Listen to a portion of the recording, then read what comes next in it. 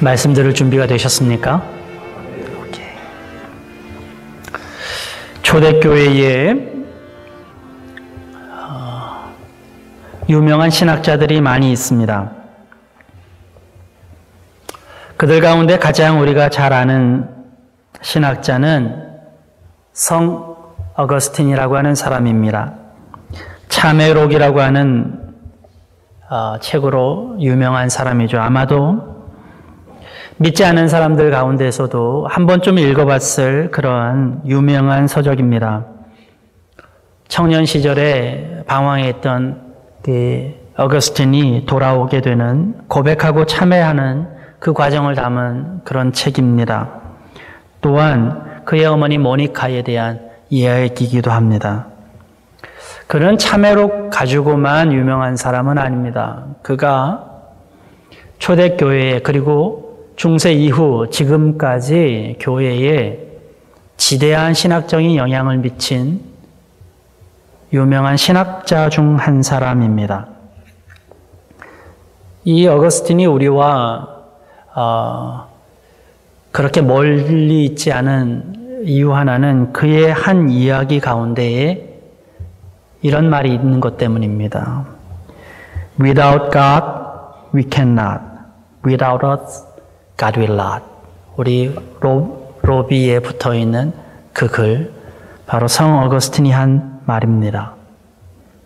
굳이 한국말로 번역하자면 하나님 없이는 우리는 아무것도 할 수 없고 하나님도 우리가 없이는 일을 하실 수 없다라고 하는 뜻입니다. 저는 이 말씀을 하나님의 전능하심을 제한하는 말로 여러분들에게 드리는 말씀이 아닙니다. 하나님은 무소부재하시고 어디서나 일을 하십니다. 그러나 이 말씀은 하나님의 성품과 창조의 목적에 대한 말씀이라고 하는 것을 여러분에게 드리고 싶습니다. 하나님은 창조하실 때에 피조물들을 창조하실 때 보면 두 가지로 나타납니다. 하나는 만물을 창조하셨고 또 하나는 인간을 창조하셨습니다. 다시 말하면 우리는 만물과 다른 존재로 이 땅에 창조되었다는 것입니다. 사람은 사회적 동물이다라고 이야기한 아리스토텔레스라고 하는 사람이 있는데 그는 반쯤 맞고 반쯤은 틀린 이야기를 한 것입니다. 사람은 사회적이긴 합니다. 우리에게는 공동체적일 수밖에 없습니다. 그러나 사람이 동물이지는 않습니다. 그 근거를 대자면 하나님께서는 만물, 동물을 포함한 만물과 사람을 구별하시면서 창조하셨습니다. 그 첫 번째 근거가 창세기 2장 5절에 나와 있는데 그 말씀에 이렇게 되어 있습니다. 주 하나님이 땅 위에 비를 내리지 않으셨고 땅을 갈 사람도 아직 없으므로 땅에는 나무가 없고 들에는 풀 한 포기도 아직 돋아나지 않았다.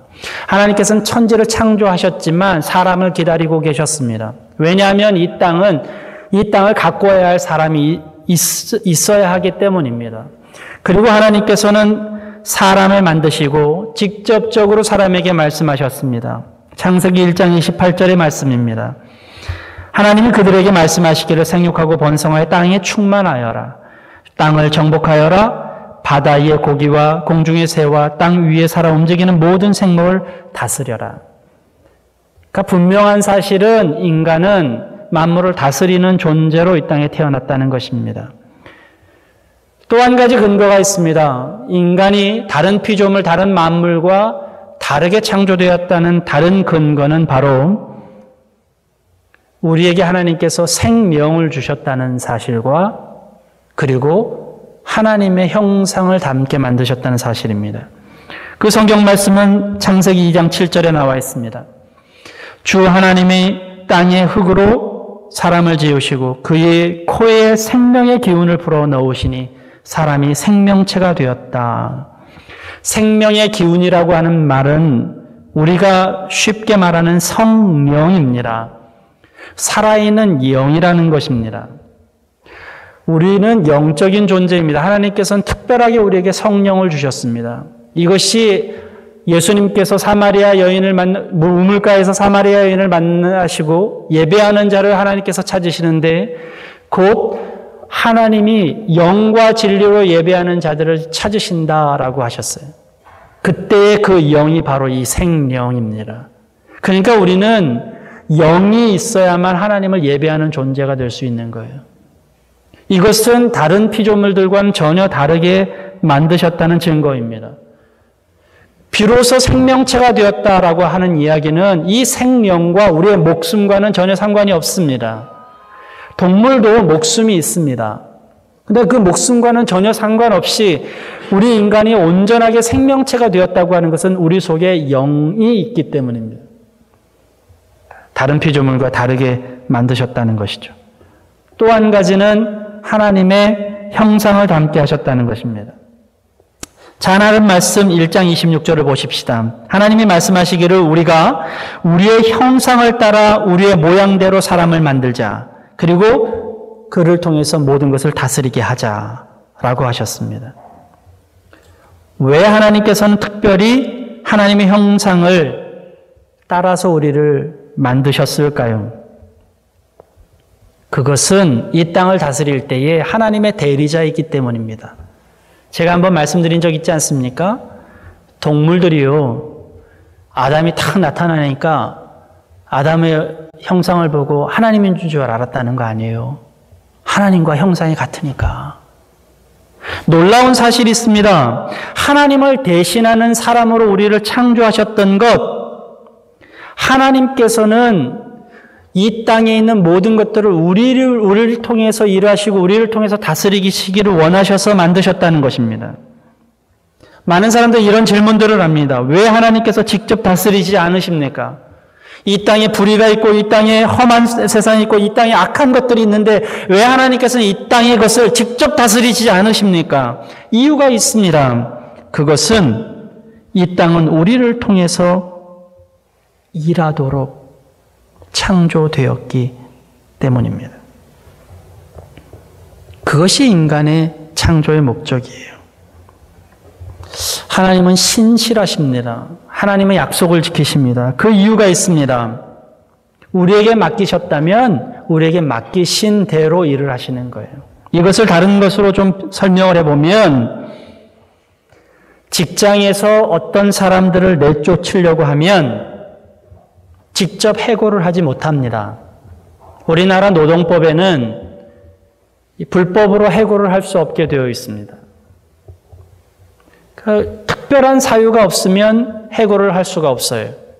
그러니까 회사에서 마음에 들지 않는 사람을 해고할 수 있는 방법, 내쫓을 수 있는 방법을 어떻게 사용하냐면 보직 해임을 합니다. 이 보직 해임이라고 하는 것은 뭐냐면 책상을 빼버리는 거예요. 아니, 나오긴 나왔는데 그 사람에게 월급은 주는데 책상을 빼버리고 할 일을 안 주고 그냥 놀게만 만듭니다. 어떤 사람이 이렇게 얘기합니다. 놀고 먹는데 월급 받고 좋겠네. 그것은 아마 일을 안 해본 사람이 그렇게 얘기할 겁니다. 백수들한테는 그런 게 좋겠죠. 근데 한번 보세요.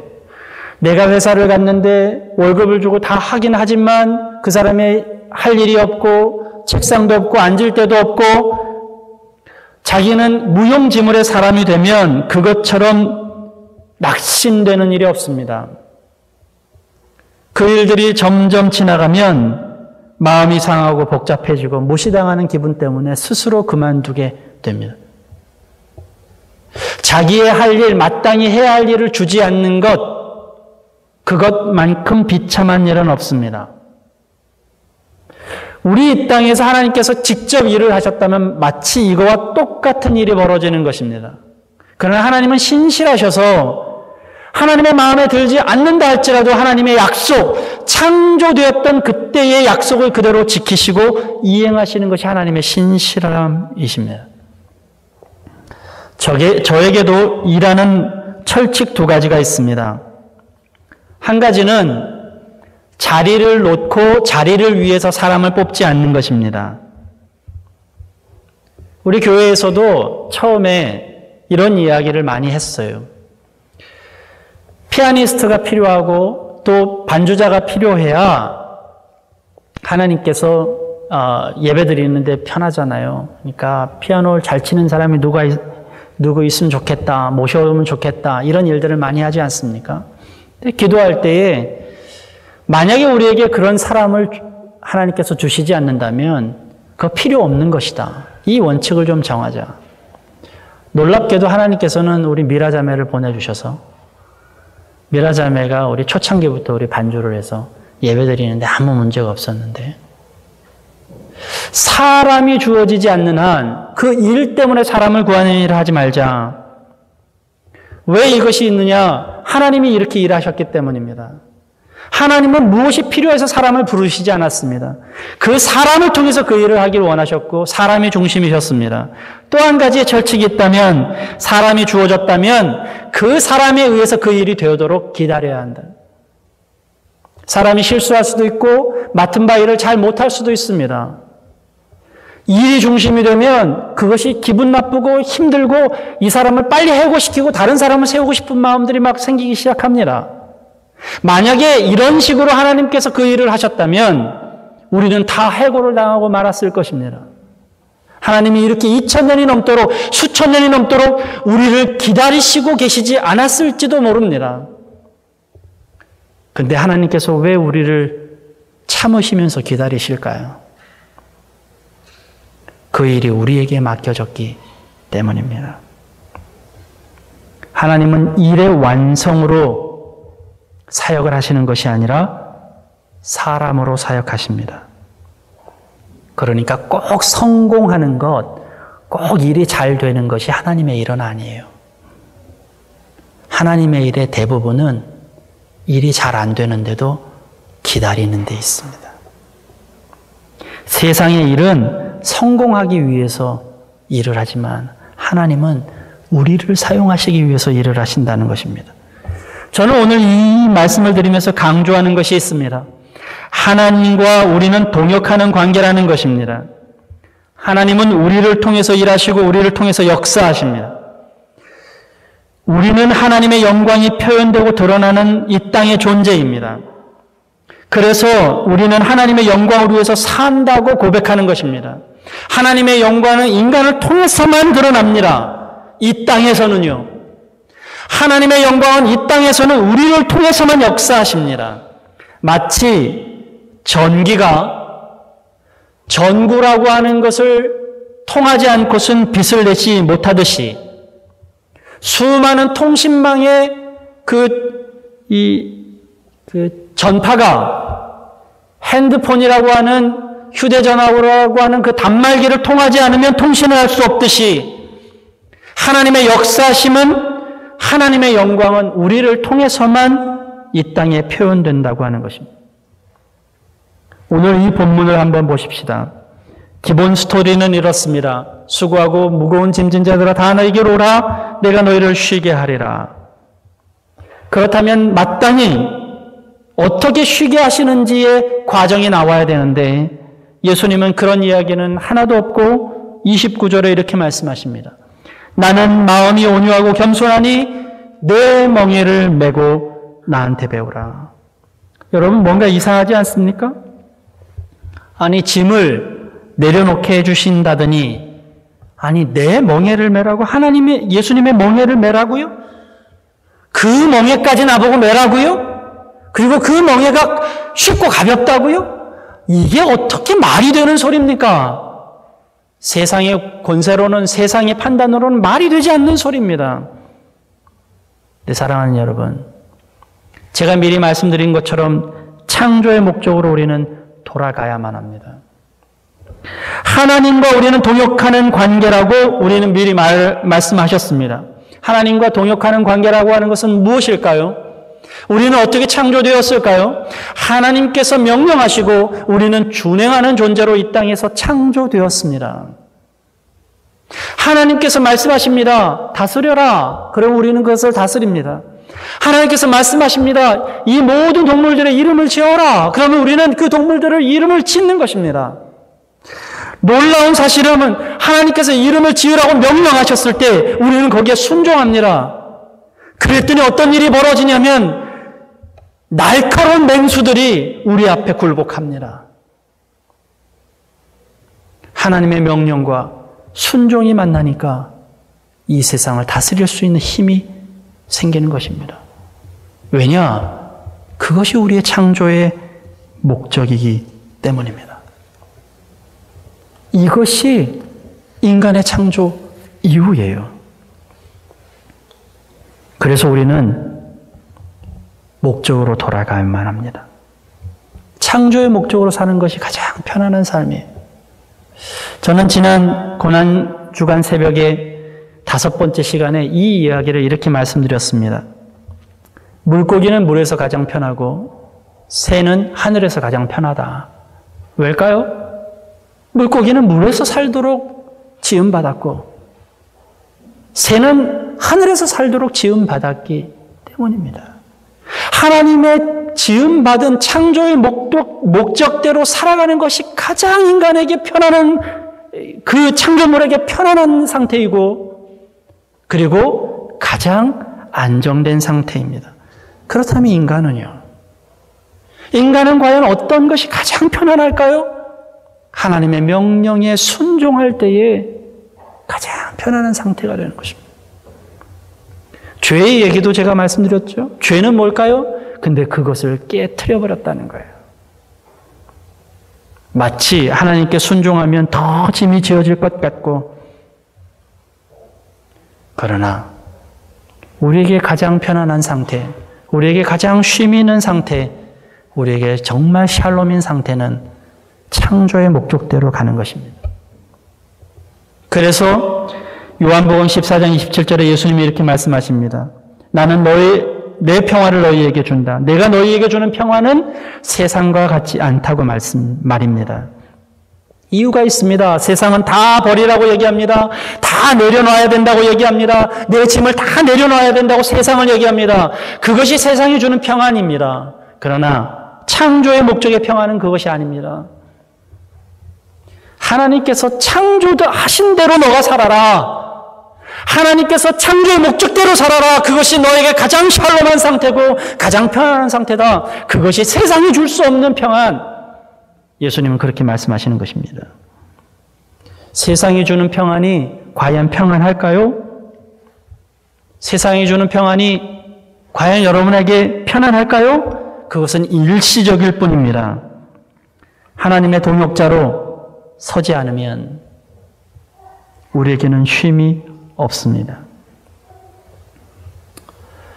장안의 화제가 되었던 차인표 씨가 TV에 나와서 이런 말을 했습니다. 내가 후원하는 것은 가난한 사람을 위해서 하는 것이 아니라 나의 행복을 위해서 하는 것이다. 저는 이 말을 듣고 정말 맞는 말이다. 그렇다 동의했습니다. 왜냐하면 하나님의 명령에 준행하고 순종하는 것은 하나님을 위한 일이 아닙니다. 그게 바로 나를 위한 일입니다. 내가 가장 편안한 상태의 일이기 때문입니다. 여러분들이 숨을 쉬는 것이 남을 위한 일이 아니듯이, 그것이 나에게 가장 편안한 일이듯이, 그렇게 우리는 만들어졌듯이 하나님께 준행하고 하나님께 순종하는 것이, 그것이 남을 위한 일이 아니라 진짜 나를 위한 일이라는 것입니다. 그렇게 사는 것이 가장 평안한 삶이라는 것입니다. 그것이 바로 나의 존재의 목적이고 가장 안정된 목적이라는 것입니다. 예수님은 십자가가 명령이셨어요. 그래서 그가 십자가를 지는 것이 가장 그에게는 평안한 길이었습니다. 근데 사람들은 그것을 모릅니다. 모르게 합니다. 자기 돈을 가지고 나누는데 그것이 무슨 행복이냐고 사람들은 얘기합니다. 차라리 그 돈 가지고 내가 행복을 사지. 모릅니다. 세상은 알 수가 없습니다. 나누면 좋다고요? 내가 11조를 내면 내 기분이 좋다고요? 그런 게 아닙니다. 쓸데없는 소리라고 세상은 얘기합니다. 모릅니다. 그러나 자신의 삶을 드리고 자신의 시간을 드리고 자신의 가치를 드린 사람들이 그때에 느끼는 평안, 그때에 주체할 수 없는 기쁨, 그것이 진정한 쉼입니다. 남을 사랑하는 것은 그 남을 위한 일이 아니라 나를 위한 일이에요. 여러분, 남을 한번 미워해 보십시오. 누가 더 괴롭습니까? 바로 내가 괴롭습니다. 남과 나누는 일은 남을 위한 일이 아니라 나를 위한 일입니다. 나 혼자만 가지고 있으면 골마 썩어 터져버립니다. 나누고 베풀면,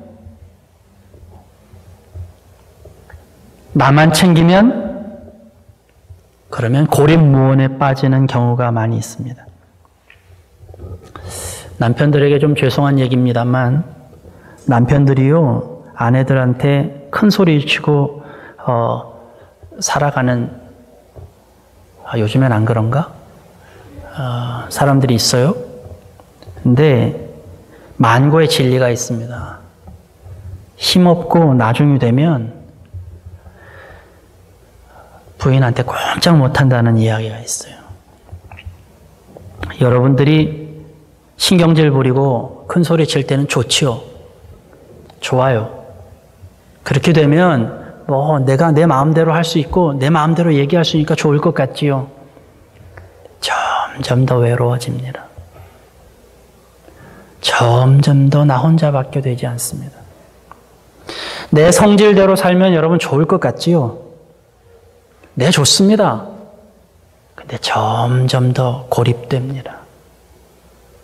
주위의 사람들이 점점 더 떠납니다. 놀라운 사실은 내가 하나님을 위해서 십자가를 지고 하나님의 순종하면서 하나님의 명령대로 살았더니 주위의 사람들이 나한테 영향을 받습니다. 내가 다른 사람보다 낮아져서 다른 사람들을 섬기며 사랑했더니 주위의 사람들이 내 앞에 무릎을 꿇습니다. 십자가가 그런 것입니다.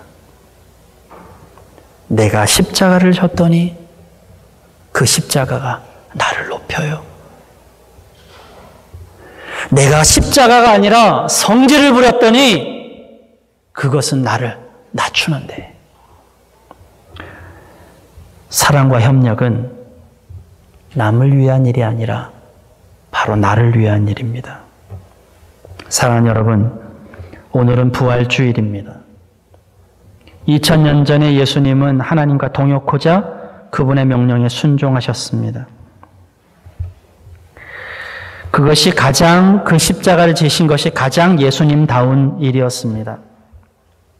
말씀드린 대로 놀라운 사실은 그는 그저 십자가를 지었을 뿐인데 그 십자가로 말미암아 모든 사람들이 구원을 받는다는 것입니다. 나도 마찬가지입니다. 내가 주님께 순종한 것은 하나님의 명령에 내가 순종했을 뿐인데 다른 사람들이 내 순종을 가지고 내 순종을 보고 구원받고 내 순종을 보고 영향을 받고 그리고 그 지역이 바뀌고 그 사람이 변화합니다. 이것이 여러분의 십자가입니다. 많은 사람들이 십자가를 지라고 얘기하면 십자가를 지지 참지 이런 생각을 많이 하는데 여러분, 십자가는 고난의 십자가가 아닙니다. 진정한 여러분의 십자가는 여러분의 순종함으로 말미암아 여러분 주위가 변화되고 여러분 주위가 구원받고 여러분 주위의 사람들에게 영향을 주는 것이 여러분의 십자가입니다.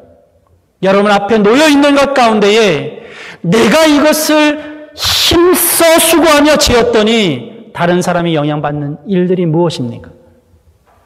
그것이 여러분의 십자가입니다. 오늘 예수님께서는 우리에게 이렇게 물어보십니다. 이 땅에서 현재 너의 삶 가운데에서 나와 십자가를 같이 지지 않으련? 예수님의 십자가로 말미암아 우리는 죄에서 자유할 구원의 자유와 명분을 얻었습니다. 예수님의 십자가로 말미암아 우리는 하나님과 협력할 자유를 얻었습니다. 예수님의 십자가로 말미암아 우리는 이제 창조의 목적대로 돌아갈 그러한 명분을 얻었습니다. 그러니 십자가가 우리에게는 최선의 쉼 아닙니까? 오늘도 여러분 각자의 앞에는 십자가의 명령이 주어져 있습니다. 그 명령 아래에 있는 우리들에게 주님이 말씀하십니다. 네가 지어야 할 그 십자가, 거기에 진정한 쉼이 있단다. 네가 져야 할 그 십자가, 거기에 진정한 안정이 있고 편안함이 있단다. 여러분, 다른 데에서 평안함을 찾지 마세요.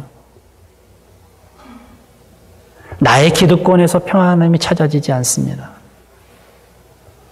나의 자존심과 나의 성격에서 편안함이 찾아지지 않아요.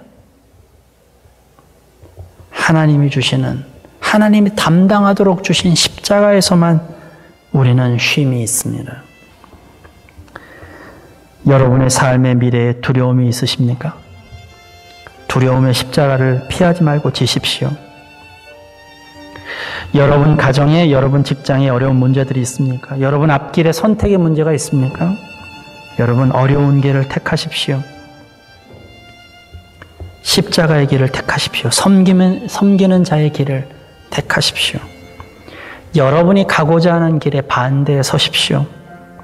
그때에 주님께서 여러분이 진 십자가로 말미암아 다른 많은 무거운 짐들을 다 벗겨 주실 것입니다. 2000년 전의 십자가가 오늘 여러분에게 쉼이 되시기를 주님의 이름으로 기도드립니다. 기도하겠습니다.